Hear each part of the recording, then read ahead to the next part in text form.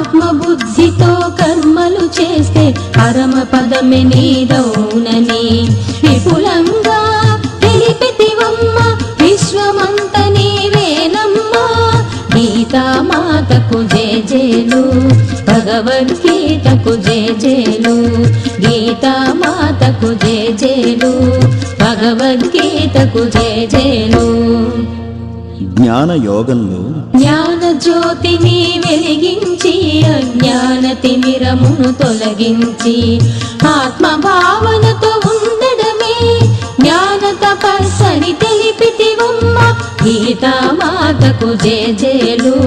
భగవద్గీతకు జేజేలు